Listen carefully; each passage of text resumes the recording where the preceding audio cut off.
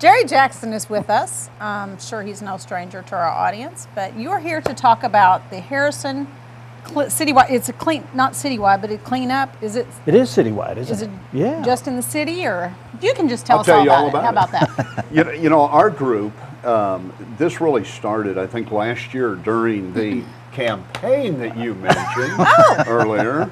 When I was out walking Harrison, of course, we know we've got things that need to be cleaned up, but I saw it firsthand, and I saw the numbers of homes that existed in that situation. So that was going to be one of the things I was going to do. Well, things didn't go my way, but we decided, hey, we can do this anyway. Sure. I had a group of volunteers that kind of worked the campaign.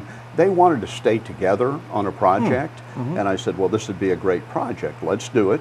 And immediately we decided to call ourselves Friends Helping Friends. Okay. I mean, what Real a simple, great yeah. slogan, Friends Helping Friends. And that was the idea. We are going to come to your house. We will take stuff out of your yard, out of your house. Anything you want to get rid of, we will dispose of. So I decided to go to the city council. I wanted to inform them on what we were going to do. And it just so happened that very same night, they were announcing the spring cleanup. So Okay. it was a coincidence that we kind of went hand in hand. The city is in the middle right now of their spring cleanup, and that's put on by our city government and inland. We're right now in Ward 3, which is up in the Woodland Heights area. So after that, next week will be Ward 4, and that'll be done.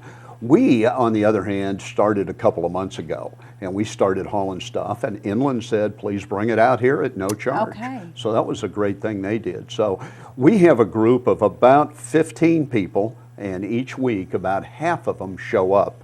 And that gives us 7 or 8 people, and we've got calls throughout the week. Facebook has probably been the big means of people communicating with me on the need. And some people will say, hey, I got this neighbor that needs cleaned up, and please don't tell them I called.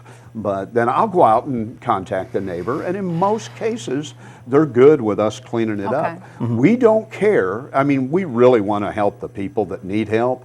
But we don't care in this case. If they're in there, 2 grown men sitting on the couch watching TV, we will clean up their yard because we're doing it for the bigger picture.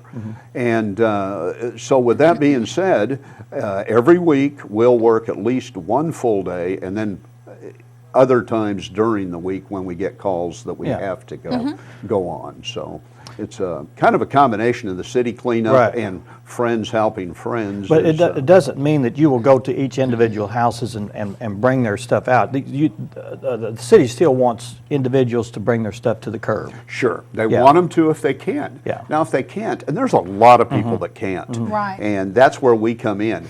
And the idea was the city would contact us, and they have. And we've went out to a few houses. But it's much easier to us to just put it in the trailer and take it to Inland than it is to haul it to the curb and unload it and so on. So that's what we're doing with everything. Yesterday at one house we got 3 couches and a chicken coop. So, I mean, and you can imagine all the stuff. Oh, sure. If you see some of the pictures, it's just unbelievable. And we've got a situation here that's kind of running rampant right now on Facebook this morning about cleanup. You know, there are hoarders. And we've got some of them here. And I had an opinion about those people. And let me tell you, after I've went to the houses, talked to them, and met them, and understood their situation, I have a different opinion. And we need to be need to be a little fragile, I think, with these people. In approaching that whole situation, you have to use a different approach. You really do, because this is a different situation. Now, at the same time, I went to a house. You would have expected it to be a hoarder's house, and it was full of criminals.